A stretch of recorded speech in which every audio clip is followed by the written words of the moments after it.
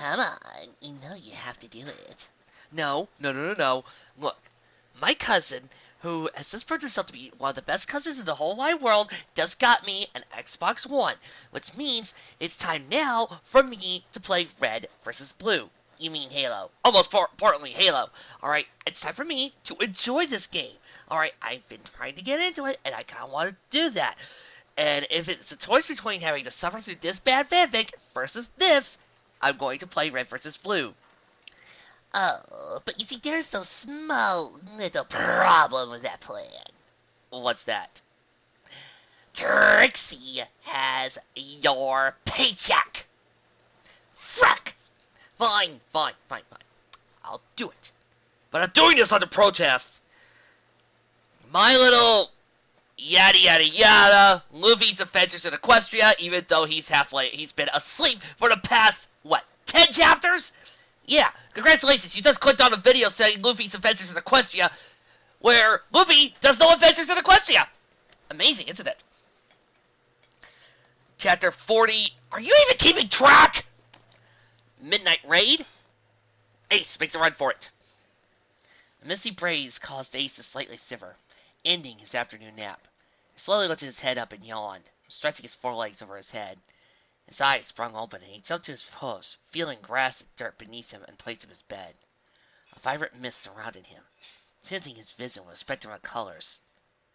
Oh, Ace, sweetie, you shouldn't have done the LSD. He turned his head towards the slush of the running water.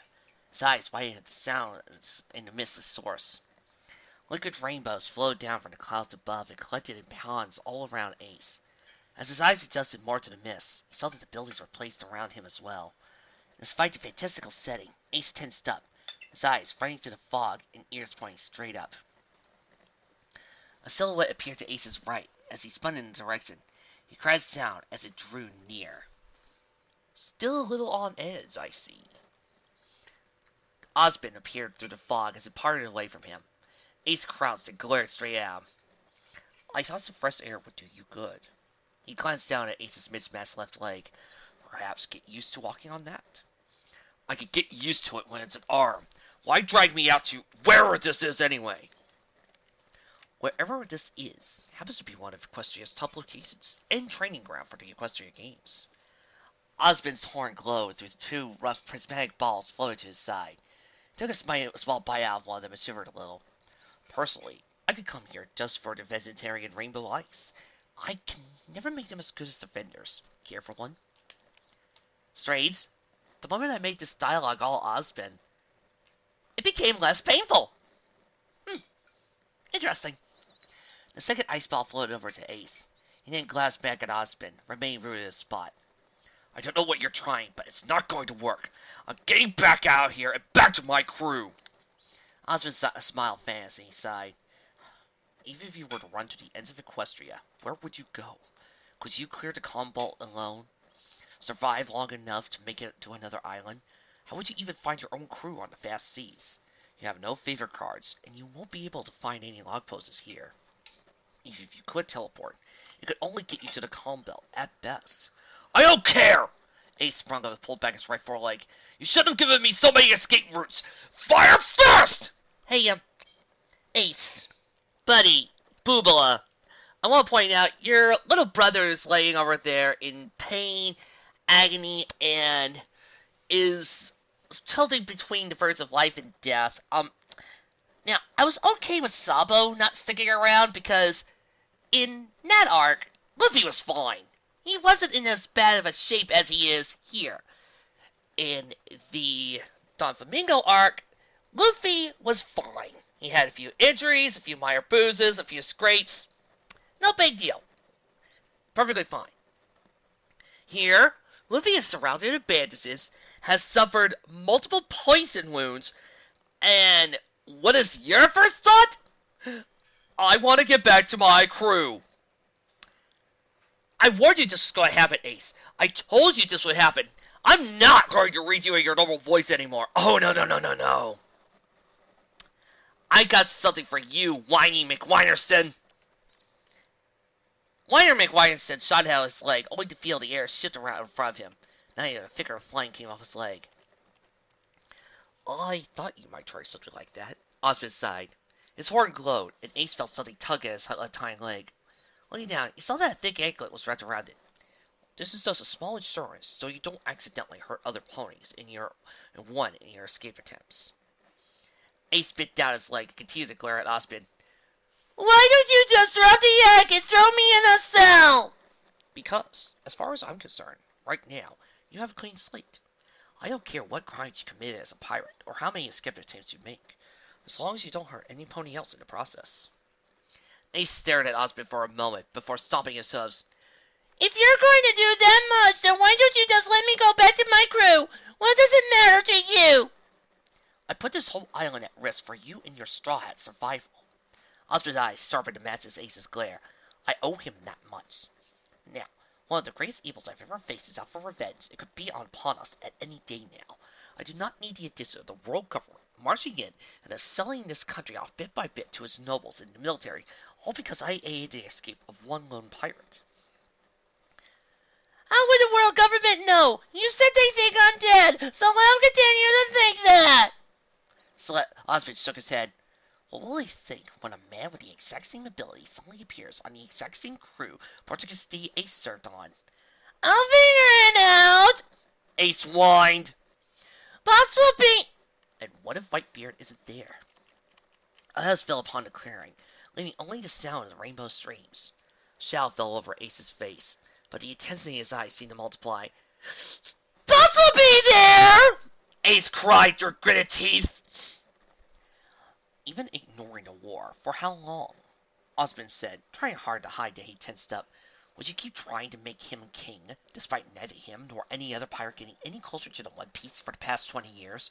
What do you do if he dies before that? What will you... Boss will not die! Not till he's king! Ace went into a gallop straight at Celestia. He jumped up into the air, shot down at him with his right hoof towards Osmond's face. Don't take my bear's name lightly! He will be killed! The sleet spell hit Ace before his hoof got even a foot of Osmond. Levitation spell arrested his momentum, and the circuit didn't fall like a rock to the ground. A teleportation spell sent him back to his room in his castle. Alone now, Osmond looked up to the streams as they spilled down from the clouds. Darn. And it sounded like he was making progress with shining armor. He let out a deep sigh. I'll try to figure something out to do with him later. The moon sailing high over Canterlot.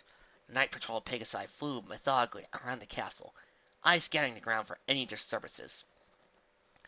The few repair ponies on the graveyard ship laid down a new stone on Zama's tower, occasionally cracking a joke of each other. Other than them, the castle was bereft of voices. Ace shot out from bed, nostrils flared and eyes darting around. His vision quickly obscured by a piece of paper that smacked into his face. I want to smack his face, but that's only because he is such a whiner. He flailed at it and scraped the paper off, but rather than falling to bed, it remained in the air, a faint glow coming off of it and straightening it out. As it did, its smudged and crumpled writing became legible again. Dear Firefist, man up! Sign, the audience. Ace glared at the letter and imagined it bursting into flames. The cold touch of Cypress' stone anklet was the only thing keeping the vision from becoming reality. A loud grumble from his stomach broke his attention and he sighed. Damn it! Ace slid out of his bed and silently made his way to the door. He snorted at the paper when it flew ahead of him and came to a rest at the right of his head. Poking out into the hall, he took a look around, finding the hall empty, save for one low finger. Jinbei sat fast asleep across the hall, his hulky body pressed up against the pillar that stood in a row with the others down the hall. Hey, Jinbei, you remember how you knocked Luffy back into his senses? Could you please do that with Ace over here? I think he needs a good bright slap. Ace snuck past Jinbei, followed the lair as it continued to fall ahead of him. At the same time, he moved closer to the shadows created by the pillars and the flames that decorated them. There were pairs of guards here and there down the hall, standing in front of the doors of varying sizes. At the sight of Ace, they would straighten a little and adjust their spears. The map eventually led him to a rather large door. The letter floated in front of it, but as Ace got closer, it pushed itself through the crack and disappeared within. Ace pressed up against the door, gave a grunt when he pushed it.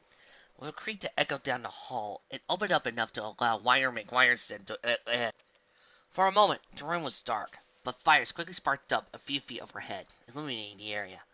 There were rows upon rows of glistening prep stations, all equipped with countless cooking utensils, storage devices, and stoves.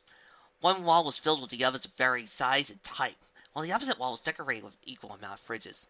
Far across the room from where Ace stood, on the third wall, were a multitude of doors, also coming in different sizes and shapes. Oh, please, Celestia on high, let Chef Ramsay appear! Oi, Ace, you're talking! Actually, that wouldn't be too bad. Another grumble brought Ace's eyes over to the fridges, and he marched over to them. He reached out to the handle of one of the fridges, but the space between it and the actual fridge was too small for his hoof to loop through. With a snort, he put his hoof down and reached out with his mouth, grasped the handle, and pulled. The fridge lurched open, putting Ace off balance. He haphazardly scuttled backwards, limbs flying in all directions until gravity won out, and sent Ace crashing down to the left side. Pain flared up along his side as his vision blurred. A vision of boiling magma flared over Ace and caused his body to spasm and lock up. The heat slowly faded to a dull throb. Ace remained on the floor, taking slow breaths and feeling the sweat now covering him cool. Inhaling deeply, he pushed hard with his hind legs while bracing himself at a nearby prep station. The pain in his side grew stronger, but he managed to wobble back to his hooves. A look at his side revealed that the bandages covering it were still white, but that did little to alleviate the rhythmic jolts coming in from it and all up Ace's left foreleg. Damn, he thought. Now I need some ice too. A bag of ice, a little bigger than Ace's hoof, rose up in front of his face. Purple claws pressed up against the bottom of it, and he took a little from the cold. Ace turned his eyes away from the bag, and down to the baily, scaly creature holding it up. Aside from the green spines, it reminded him of a gecko he rode for a bit in Alabasta, albeit much smaller. Ah! Now you see, Spike's not going to leave! Oh, no. No. You can't tell me. Gone to practice lines for Fall of Starfleet. Spike, you don't even have that much screen time! Don't care, go to practice. I don't freaking believe this. Okay, let's see, what Ruby cast member haven't I used yet? Thought you might need this. It said, thanks! Ace took the ice bag, precariously balanced on his right hoof, and pressed it to his left side. This'll make carrying food back a little harder.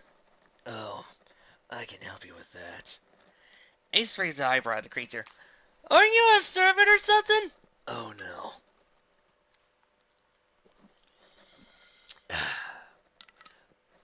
The name's Crow. Crow waved his arms around, before suddenly clasping his chin, giving a pensive look in his eyes. Well, I mean, I do help Starlight out, but that's an assistant. Is that the type of servant, or is a servant a kind of assistant? I'll just ask Starlight once he comes. Okay, Ace sighed. Give his head sake. You're a sister, or whatever. Sound like someone's being a whiner. Crow said with a chuckle. He turned his head and opened up the fridge and peered inside, grabbing a variety of various foods. Happens to me all the time. I actually came down here since I wanted a midnight snack. You got any preferences? Whatever looks good. Me if they have that.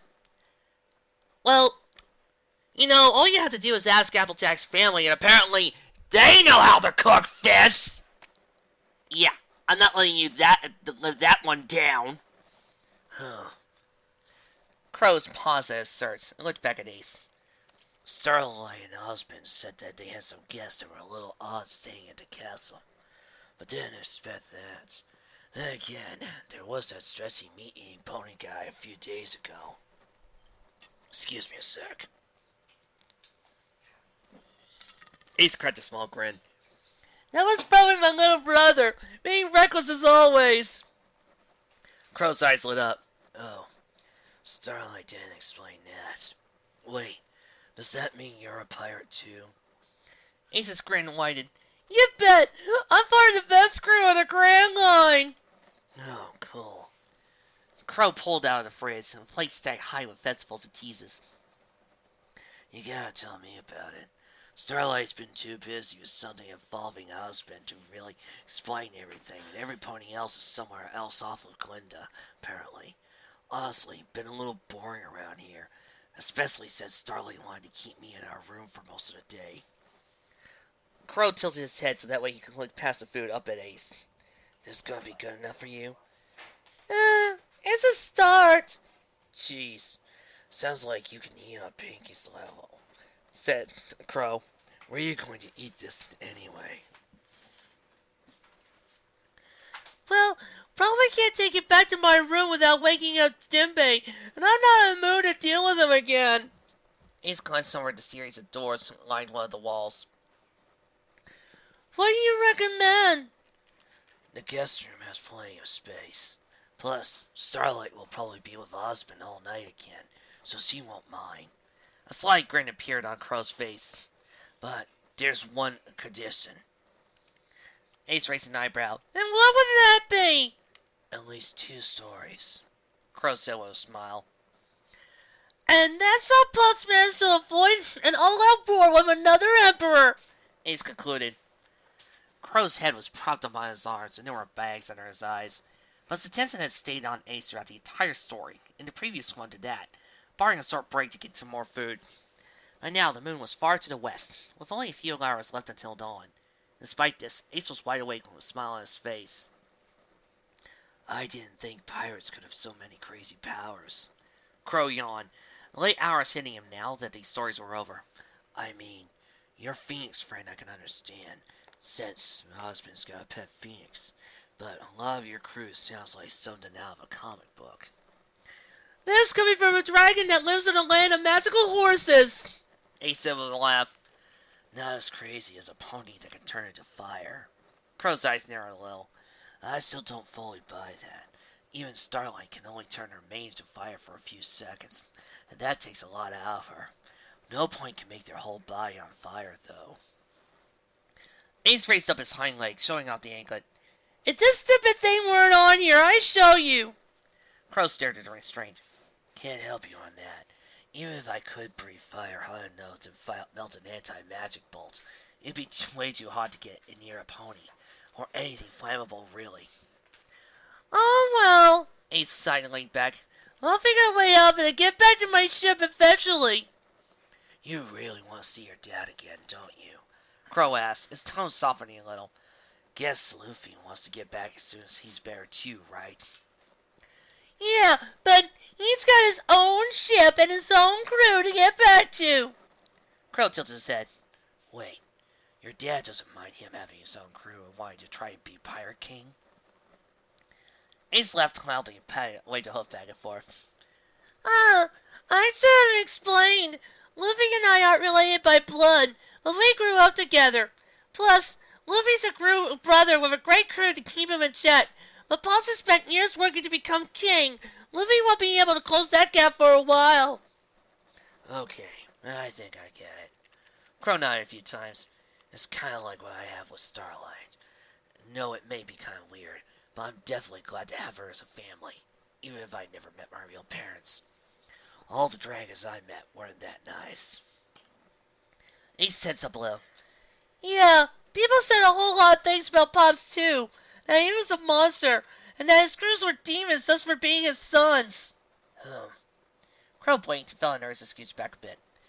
That sounds a little rough. I mean, yeah, you're pirates, but that'd be kind of like saying I was bad even as an egg. Yeah, I suppose you're right, Ace said in a somber tone. He glanced upward and started moving towards the door. Well, it's late, and we best get some sleep. Crow opened his mouth in a wide yawn and covered it with a claw. I think that's a good plan. Oh, well, one last thing. Yes? Can you tell me a few more stories tomorrow? Tiny girl posted a haze in Crow's eyes. Like when your dad fought the old Pirate King. I mean, I know that was before you were born, but you always absurd stories, right? Yeah, I did. Ace said, facing the hall door. I'll tell you some more stories tomorrow. Just not about Roger.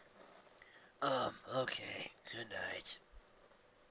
Before Crow could finish, Ace left the room and shut the door behind himself, like a whiny little teenager. Crow stared at the door for a moment, scratched his head, then shrugged. Picking himself off the ground, he slouched over to his bedroom, curling up under his covers. He blew out the lone candle that illuminated the bedroom, drifted off to sleep, and invested a class between Whitebeard Gold Roger, with young Ace watching at the sidelines. Yet in the back of Spike's mind, Ace's being there could have been born. Something fell off about the picture. The thought didn't last long, though, and he was lost amongst his dreams. Next chapter. Running errands at Canterlot? A chance to escape? We know it's not going to happen, is it? Ace's stomach growled and stirred from his sleep. A nudge at his side forced open his eyes. Ace stared up at Jinbei and snored at him. What? Your dragon friend wanted to see if you were awake yet, and wanted to get breakfast, Jinbei said outside. I know how your sleep cycles can be, so I sent them off. But it seems you'll be awake for breakfast after all. Well, if they're giving food, might as well take it. Ace slipped off the bed, stretched out. He winced for the previous night's fall, but managed to stay balanced. He saw Jinbei and stepped closer, met with action with a harsh frown. Outside of Ace's room, sunlight mixed in with stained glass and lit up the halls in vibrant shades. Like the previous night, there were guards here and there, but they remained rear of their posts rather than approach Ace and Jinbei. The two walked in for silence for Ace, occasionally glancing at Jinbei. I've been checking on Luffy, Jinbei said. Ace sensed his eyes widen. His injuries are recovering, but it'll take a bit for him to wake up. That's good to hear, I guess. You guess? Your little brother, who you are very close to, is near death, and all you can say is, I guess? Is your man crush on Whitebeard so huge that your little brother is right now second? Fuck you! Ace grumbled as he lowered his head. He should have stayed with his crew. Jinbei turned to him and raised an eyebrow. That's right. We've been quarreling so much I haven't had time to explain the entirety of the situation. Jinbei scratched his head with his hoof. I suppose you don't know anything either. Oh well, I'll tell you what I know at least. Shouldn't Jinbei be a sea pony? And that's how he got to impel down? Ace asked while Jinbei pushed open one of the large double doors that led to the dining hall. Yes, Jinbei grunted. That brother of yours is truly a grand fool, but a determined one. But what about the guards? Or Magellan? I know Luffy isn't enough to... Hey, Ace. Crow called out from a table near the side of the hall. Jinbei smiled and waved. Good morning, young dragon. He smiled and turned to Ace. We can talk more after breakfast. Ace and Jinbei walked over to the table and took their seats. Ace grinned slightly, seeing another pony at the table as well. John Ark sat opposite Spike, with a large stack of pancakes in front of him, spitiously chewing down. Spike Crow was doing the same, although his stack had various gems poking out of the piping hot cakes. Almost as soon as Ace and Jinbei sat down, a server appeared by the table and asked, Sirs, what would you care for? The pancakes, please, said Jinbei, and a side of seaweed soup if you have it. A sweat up appeared on the server's face. That's normally reserved for lunch, but I can check. As many pancakes and fruit you can fit on a plate, said Ace. And some bacon, too. The server's eyes teed upwards. I'm afraid I'm not familiar with that dish, sir. I'm sure we have the ingredients for it, though, if you could tell us the recipe. Huh? Ace raised an eyebrow. Ingredients! It's bacon! What, don't you have pit? John leaned over and jabbed an apple into Ace's mouth. With a nervous chuckle, he turned to the server. Sorry about that. You know how foreigners can be. Don't worry about the bacon stuff, and just bring everything else, okay? Of course, Captain Ark. The server gave a small bow and stepped through the nearby door. As soon as the server was gone, Ace spit out the apple and gasped for air. He glanced up at John when he recovered. The hell's wrong with you? Sorry, John said. Guess no pony gave you the whole explanation about meat here. Although, again, you could just simply ask Applejack's family. Apparently Granny Smith has recipes! Glanced over at Jinbei. Jinbei, you might want to be ready to catch him if his reaction is anything like his brother's. At least that's what Starlight told me. Wait, what? Ace swung his head back between John and Jinbei. What's he talking about? What's this got to do with Luffy? Jinbei scratched his skin. Well, you see, Ace. That was good. Ace leaned back in his chair and patted his stuffed stomach. John glanced at the stack of plates in front of Ace, and then back to Ace himself. You still can take the whole lack of eating other animals better than your brother. Oh no, that still sucks. Ace said a few seconds on his right hoof. But knowing me is a small price to pay while I recover. The main doors to the dining hall opened wide, and Osmond stepped inside. As he drew near the table everyone was at, the slight bags under his eyes became noticeable. Yet, he still wore a small smile on his face, even with the glare Ace gave him. Ugh, your recovery seems to be going well. Osmond said, I do have a good indicator of it. A tiny scrap of paper floated upward so that it hovered between Ace and Osmond. Smoke swirled around one corner while it charred his eyes. A closer look over a few seconds revealed that the smoke was condensing bit by bit, restoring the burnt part of the paper. Ace's eyes widened a bit before staring at it, before sharpening again. That's Luffy's, he snarled. And I intend to give it back to him as soon as he awakens. Osmond replied. Then the paper floated a little closer to Ace. You may hold on to it too if you wish. It was yours to begin with, after all. Ace swiped a piece of paper out of the air and shoved it behind his right ear. A hush fell upon the dining hall. John, Crow, Jinbei all traded looks for a moment before Jinbei caught Ace on the back. Well, isn't it good that you're feeling better? Jinbei exclaimed before letting out a hearty laugh. You know, that's actually my first time seeing your favorite card restore itself. Isn't that lucky? Ace glared up at Jinbei, but froze when he realized that Jinbei's hold had shifted. It tightened so it was around his neck. Yes! Yes! With a sigh, he relaxed and sunk into his chair. I suppose anything's better than a bell down. I'll take that as a compliment, said Osmond. He then turned his head towards Spike. Anyway, aside from dropping off for Fire Fist, I have a request for you, Crow. A scroll materialized at Osmond's side, and he flew over to Spike and furled himself in front of his face. There are a few items I'm in need of to help Starlight with her lessons. Crow scanned over the document, pausing here and there to reread a line or go over it with a claw. After reading it a few times, he stared up at Osmond. You sure you want me to get all this? I mean, a loan is not all that heavy, but I need a car or something, especially since this stuff is scattered all over in Canterlot. I understand completely, Spike. Osmond's eyes went over the whole group. That's why I like every pony here to help if they can. Your injuries are all healing well, and it will be good to get some fresh air outside of the castle. John peered over Crow's shoulder at the list, read over it twice, and looked up at Osmond. I suppose with a cart this wouldn't be too much. Might take us a bit to haul it back at the castle in our current states, though. Oh, take all the time you need, said Osmond. I won't be needing them until tomorrow, so I'm sure 3 stallions and 1 loyal dragon can manage it in that time. Ace raised an eyebrow. 3? Everyone else in the room turned their heads towards Ace. Ace's eyes widened before he burst out laughing. Ha ha ha ha. Ow. Ace gasped and cussed his left side, breathing a little more labored now. He said, What? I need to do community service along with imprisonment? Well, the others could manage if you're that unwilling to help them. Osmond sighed. I still like for you to accompany everyone else, though. Getting some fresh air daily will speed up your recovery. And what if I just feel like staying right here? Ace crossed his whiny little forelegs and slunk into his chair. Jinbei glared at him and snorted, and then promptly bright-slapped him! Thank you, Jinbei. Ace needed that.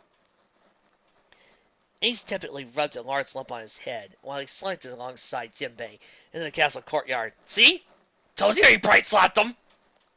Crow stared at him as they walked past the cultivated shrubbery that filled the courtyard. John Ark kept silently and focused his eyes forward while helping Jinbei pull the cart they were both hitched to. When they made a left turn, though, Crows broke the silence. Wouldn't it be faster to go through the main entrance? With the way things have been recently, there's been a near constant crowd out there, said John. Most of the reports for the guard have just been dealing with keeping all ponies out there calm. Any pony coming out that way is bound to get noticed, let alone two unfamiliar ponies escorted by an injured captain of the guard and Twilight Sparkle's assistant. Oh, got me there. Crow scratched at the spines at the top of his head. What about the statue guard then? It's definitely faster than going by waterfall. After the incident with Discord, Osmond isn't taking any chances. At least, not until things calm down a bit. Okay. Crow shuddered. Maybe a few extra minutes. It's worth it not to at least... Blip! Huh? What is this? Gone to practice lines with. Oh, I think you people out there know what Discord's doing. Instead, I've got somebody who'll be happy to replace me. Now, who on earth could that be? From the distance, out came a woman, pale white, with black lights surrounding her. I want to help. Oh no. Salem, why? Why you? 'Cause the author likes my design. And he also really likes me as a character. Oh, you've got to be kidding me. Fine, fine. Maybe a few extra minutes is worth it to do it with to not unleash Salem. Ace listened to John and Crow prattle on about which way the group should be leaving. His eyes had been on the ground until he see Crow shuddered. Then turned his head towards Jinbei. So, what is it that they're babbling about? Some ancient foe sealed away, I believe. Jinbei explained. She even attempted to break free and enter the war. Maybe he could have helped out.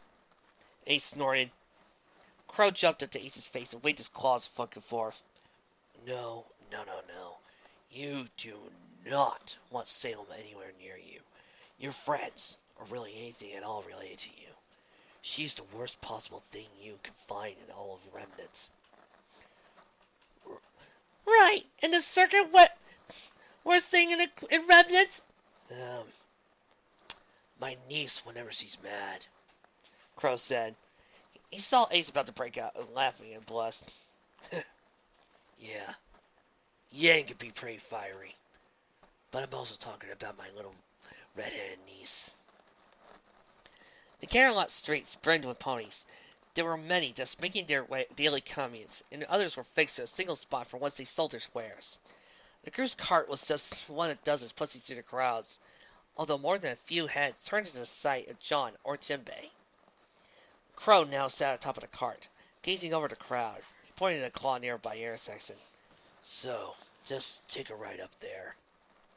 I think we're good at finding the armory surplus store, Crow. John chuckled. Taking a prisoner to the place where all the weapons are seems smart. Ace quipped. Oh, Ace, shut the heck up! Jinbei gave him a glare. You'll probably just end up hurting yourself. Besides, Ace, this is a good chance for you to meet some of the locals. Think of all the food you got to try, too. I'll think about food later. Probably for the best, said John. Let's focus on getting at least half of the list done before dealing with food again. The group soon came upon a large warehouse-style building. Stained glass sustained the lighted halls. At the front of the building stood a massive steel door flanked by 2 guards. Spotting John Ark, they drew up a salute and lit up the horns. Good morning, sir! They said in unison over the groan of the door, cranking open enough to allow the group in. Sunlight soon providing an ample amount of illumination for the insides of the storehouse. The left side of the warehouse broke up into aisles of bulk rations, medical supplies, and other items of the Royal Guard. Maybe it's a bit too much. On the right side was a cage that partially obscured the contents within. Enough light got through the glint off of something that metallic, though. Now where are the training dummies? John muttered to himself as the group drew near to a gap in a cage that sealed off half of the store. A lone pony sat in the gap, with a few cards spread out in front of him on a wooden counter. With his muzzle pointing at the cars, his hat scared his face. Morning, said John. I'm picking some dummies today for training purposes up at the castle. I think you already got enough of those. The pony raised his head to reveal his white coat and mime-like complexion. Ace suddenly flew forward, jumped through the gap. He grasped the pony and throttled at him. Where is he? Ace warned. Gah. Lafayette choked. Even with the sea prism stone, you're still quite a monster. Ace! Jinbei rushed forward, smashing through the counter. What the hell are you doing? Ace pressed his hose down a little harder on Lafayette's neck. He's a black bear. A bulky egg slammed in Ace's neck and chest. The force of the lariat lifted him off the ground before its user slammed Ace to the ground. Lafayette struggled to his hooves, giving a few coughs before he rubbed his neck. Thanks, Burgess. No problem. Burgess bellowed. He then lowered his masked face towards Ace. He struggled underneath him. Well, Ace, you're looking a whole lot better. We'll have to see the war didn't take the wind out of you. He leered back at Jinbei. You too, Jinbei. It's been a while since I got a good fight out of a fish man. Jinbei unhitched himself and took a few steps forward. His tail whipped across the ground, cracking the floor. I don't know how you got here. I'll not allow you to drag this land to whatever scheme you've concocted. Couldn't have said it better myself, said John. I get the feeling breaking into a supply store is the least of your crimes. Shining glared back at Crow, who still perched atop the cart, breaking out his scythe. John's tone got focused. Crow, I need you to get back to the castle as fast as you can. Say hello to every pony if you can. But what about... Go! John shouted, his horn grew bright. We can handle these guys! Oh, can you? A host streaming from a misty black aura reached down and touched John's horn. The magic around flickered, then was snuffed out by the showering substance. John paled and shuddered before standing back. He was shaking even as the color returned to his face and he tightened his jaw. Blackbeard grinned at John's display, showing off his crooked teeth. I'm just here for Ace. If you want to try me, I do need a little practice. Okay, I just lost the Team 4-star, so I feel better. Next chapter. Most dangerous situation. Get to the elements. Are you sure it was okay to send Ace out into the city? Starlight asked. Osmond kept his eyes closed as the two of them walked into the hallway. It's important that Fire Fists learn about equestrian culture and get used to things around here. And what if he doesn't take it well, gets into a fight or something? Trust me, Twilight. I've taken proper precautions to make sure that Fire Fist won't harm himself or others. It may take a lot of time, but I'm sure he'll eventually get used to things here.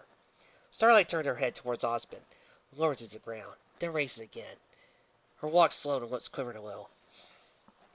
I'm not so sure about that, Starlight said in a low voice. Osmond came to a stop. What? I mean, of course any pony could culturally assimilate, given Equestria's long-standing history of stable trade and diplomacy with other races like griffins, zebras, mules. Oh, well, no insult. Not that I take it. And Starlight slapped herself in the face and took a deep breath. I'm saying, I don't think Ace is going to be happy until he sees his crew again. Osmond hefted his shoulders and sighed. Starlight, sometimes a man needs to learn to man up and grow a pair. He needs to learn that sometimes we don't always get what we want, and that sometimes his little brother is just more important than him spending all his time going after a dead man, and also trying to go after his crew. When there's a far easier solution, just travel with Luffy until he sees the rest of his crew again. I can guarantee you, once he gets to the new world, boom, there. He can find his crew there. It would be far, far easier if he just traveled with his brother, but no, he's going to refuse to man up, because this Ace apparently has been replaced with the cool character instead of a whiny brat. Starlight opened her mouth to reply, but Osmond continued. I know that keeping Fire Fist here is against his wishes, but somebody needs to bright slap the whiny little brat!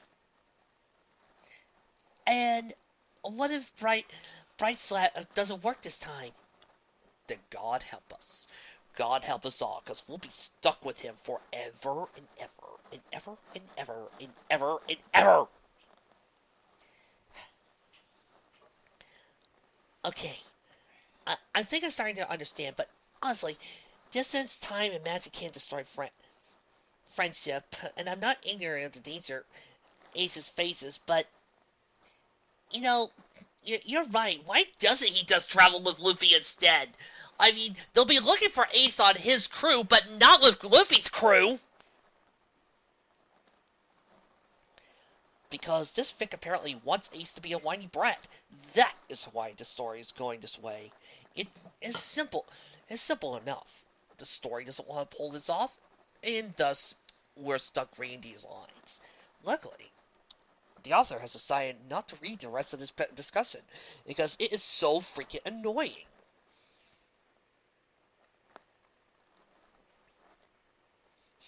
Now, it might take years, but seriously, Ace can leave. See, I even said it. Just then, a nearby wall exploded, sending debris flying all over. A massive ball of black magic slammed into Osmond and sent him flying across the room. Principal! Starlight screamed. A rumble forced his attention back to where the attack originated from. Her blood flows and the horned behemoth advancing through the rubble. He stood taller than most of the buildings on his four jet black hooves that cracked the ground beneath him.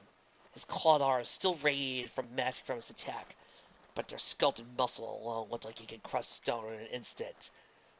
All hail Lord T-Rex! All hail Lord T-Rex!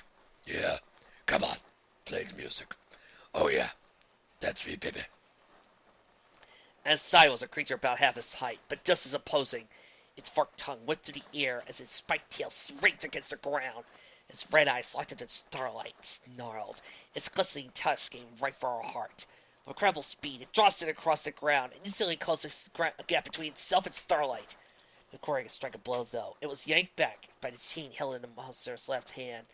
It growled, but a glare from its master silenced it. He then turned to pit eyes on Starlight, pupils smoldering like coals. The deep laughter let out the sight of her shook the room and chilled Starlight to the bone. T-Rex, she stuttered. Oh, so Pony still knew me. Well, at least the princess's newest pet does. He said with a sneer. Seems like my own pet wants to have some fun with you. Ah, this is a problem. I wanted you to be one of the funner things I cut out of Celestia's life. A concentrated blast of solar energy smashed into T-Rex's side, sending him to his knees. Graying at his teeth, he glared up at Osmond, now in full armor and his horn glowing bright. I won't let that happen, he said, his voice shaking the room as T-Rex is done. He turned his head to Starlight. Starlight, retrieve the elements, and then get to Glinda's room. Your friends will be there. I will be there! Go! Osmond shouted. Starlight nodded and galloped off. T-Rex glared down for a moment down at the beast. The chain loosened it before T-Rex snapped his fingers, and the chain vanished off in a puff of smoke. The beast gave a contented growl before it bounded after Starlight. Alone with Osmond now, T-Rex let out another laugh. You think the elements in the hooves of that foal would be enough to stop me, even if they were very useless against other fruits. I take it that Blackbeard is here as well, then, Osmond calmly said, as he kept his horn trained on T-Rex. I'll be sure to deal with him and seal up whatever hole you used to get here, as soon as Starlight and I finished dealing with you. Osmond, you haven't lost a shred of your humor in the past millennium. The mannequin in T-Rex's face grew wider. Blackbeard and I will reduce every pony on this island to ash, and then sink it into the sea. I will keep you imprisoned, so you can watch me to the safety to the next island, and then when after that, maybe I will kill Blackbeard right as he's about to get whatever dress or crown he wants. I'll let you have the rest. Oh, and speaking of dear daddy, oh dear mommy, Salem. Wait a minute, your mommy is Salem? Of course my mother is Salem. Look at her. Can't you tell the very resemblance? Well, whenever I do look at both of you, you both look like horrifying aspects of my worst nightmares, so yes, I can assume that, yes, that she is your mother. Excuse me. Oh, Salem. T-Rex! Sonny! Mama.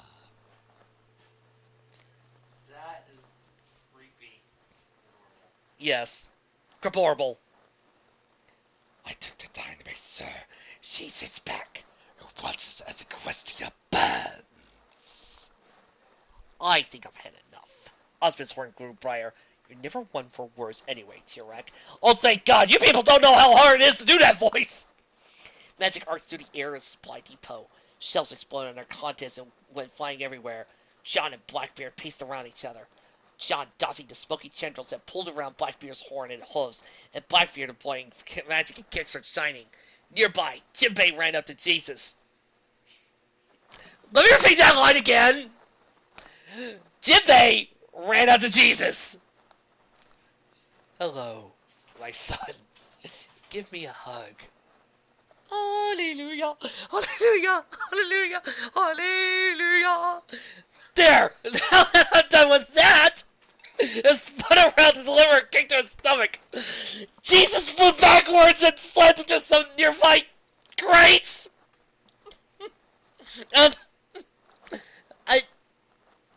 Sorry guys, that is his name.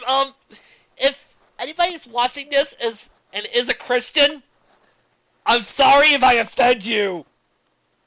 I really am. Moving on. Free. Ace struggled upwards. Jinbei attempted to help Ace stay balanced, but Ace went into a full gallop and ran straight for Blackbeard. Die! He screamed as he pulled his right foreleg back and aimed for Blackbeard's head. Blackbeard sneered and smacked Ace's attack away before bucking him in the stomach. Ace careened across the room and slammed into cells. At the same time, Blackbeard summoned a black abyss below him and sent out barrages of debris at John. Jinbei went into a gallop to help, but didn't get more than a foot before a hoof connected with his face. It wasn't enough to launch him off the ground, but it did stagger him for a moment. Jesus wiped a bit off of blood and dribbled down his mouth and grinned. Jinbei, that is one hell of a kick you pack. Nearby, a crow darted off, only for Lafayette to shove his green face over the crow's. Crow jumped back and spun his siphon in a direction. This time a wing blocked his way and pushed him back. This is certainly more fun than dealing with T-Rex's little pet. Lafayette chuckled.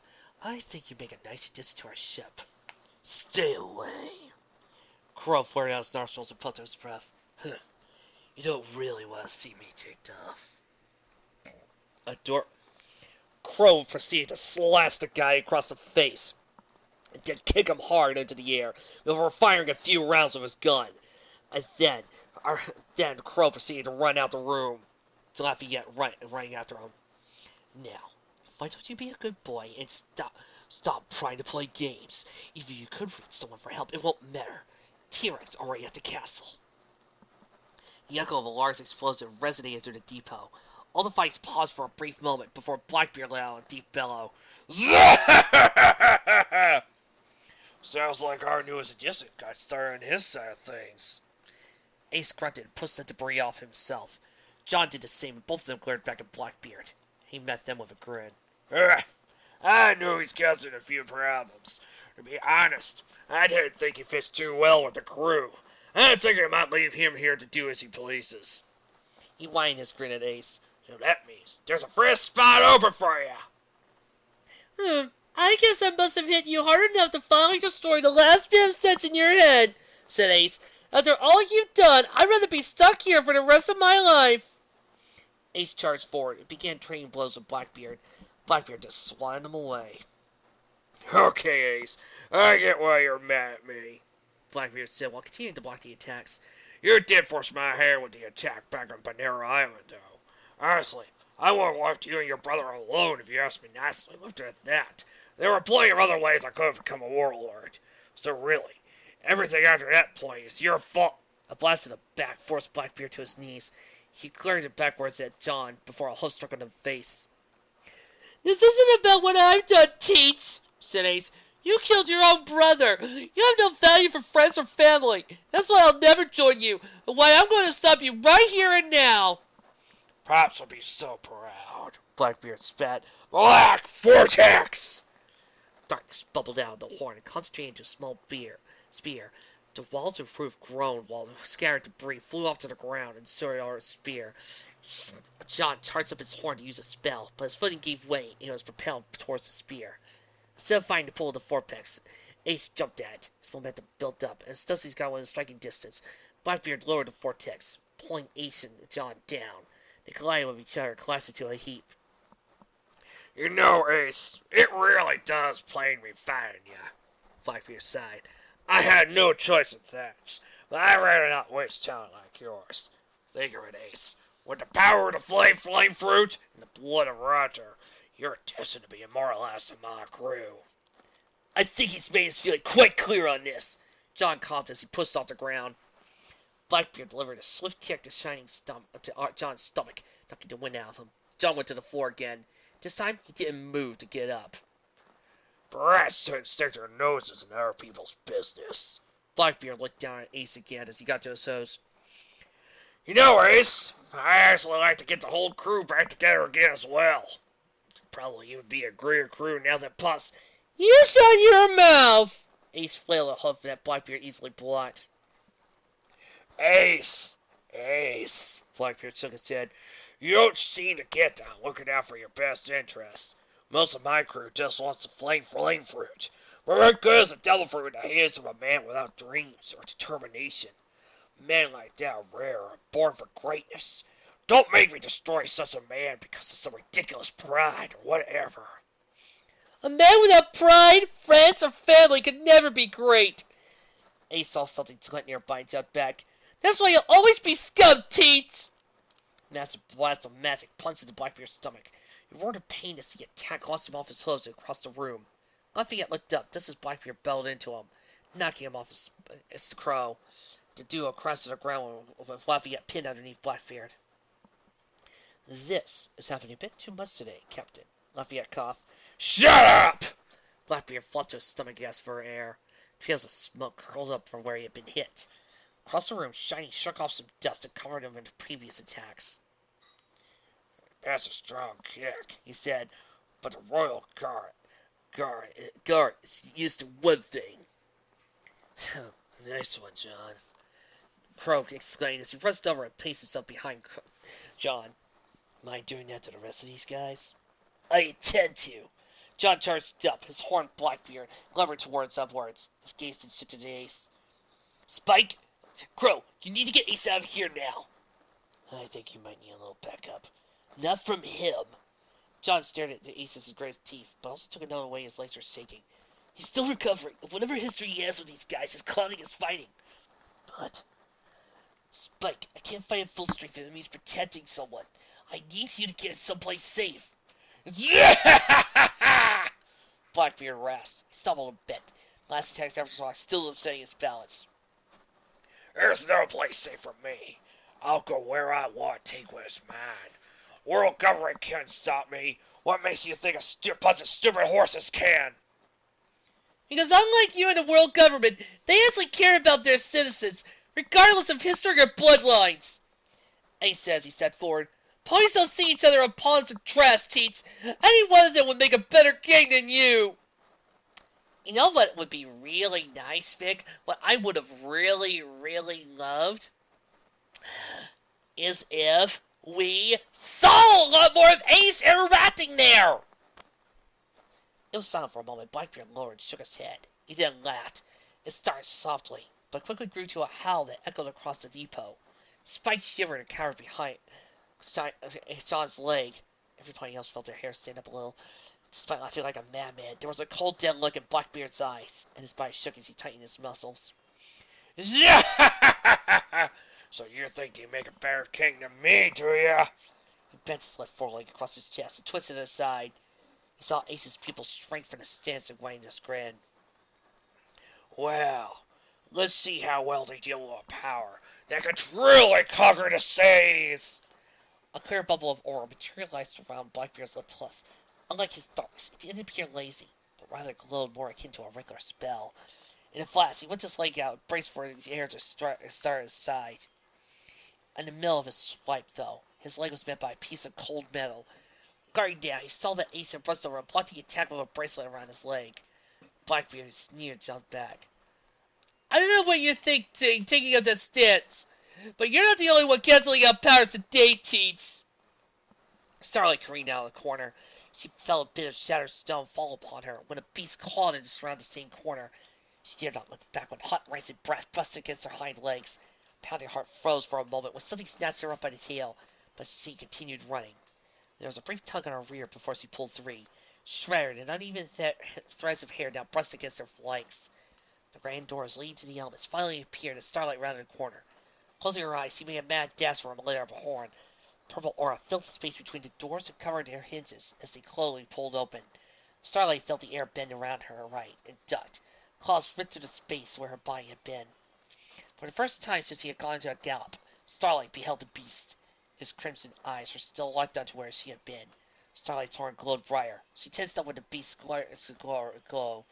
In the same massive leg he used to swipe at Starlight, it brought down its claws. A split-second swerve saved Starlight's head and a chunk of her upper body from becoming pulp. The beast's claws tore through the carpet and dug deep into the stone floor below. As it struggled to free itself, Starlight aimed her horn straight at its gaping maw, pointing it blank with a spell. Starlight bulged upwards and raced towards the door, not bothering to see where the state the beast was.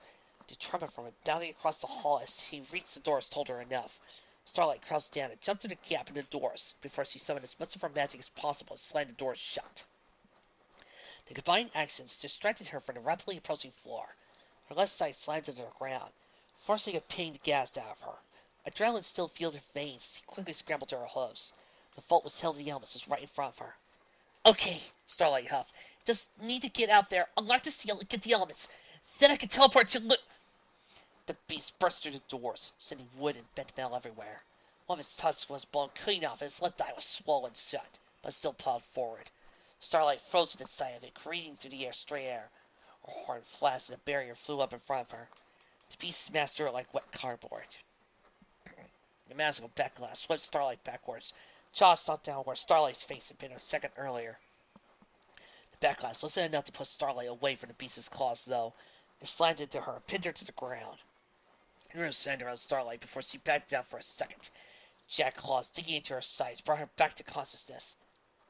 Her head exploded and her body spasmed when she tried to charge her horn. The beast gained two after images on the floor and felt like it was rotating underneath her. The beast spewed its decayed breath on her. Combined with the backglass, Starlight was on the verge of losing her breakfast. The beast glared down at her. Its mouth seemed to pull back a crooked grin. Starlight squirmed under the beast's grasp, but couldn't move an inch. No, no, no, she whimpered as its grin opened up into a black abyss. You know, if this was Twilight Sparkle, I would feel insulted. I would feel insulted for seeing Twilight suffering through this. But this is not Twilight Sparkle. This is Starlight Glimmer. And even though I don't hate her, I don't feel as much of a connection as I do with Twilight. So thus, I'm not getting as mad. See? I can't be happy when I see something this stupid. The beast plunged his head down, and Starlight closed her eyes. The weight suddenly lifted off of her, trembling like a leaf. She managed to open one eye after a moment. The only thing above her now was the ceiling. She glanced to the left and saw that the beast had been launched across the room and was struggling to get back up. A deep imprint of a hoof pressed into his scales on his right side. Let us sit on the ground, dear. And as you are, watched over Starlight and lifted her upright, Sarah back her hooves. Her legs were wobbly, though, so she nearly pressed back to the ground, but a jet black hoof reached out and kept her balanced. It felt like an iron bar was holding her up. Starlight smiled, stared down at the hoof and traced it upwards. At its knee, it returned to a familiar marshmallow hue. Why smiled back at Starlight. I like the new look.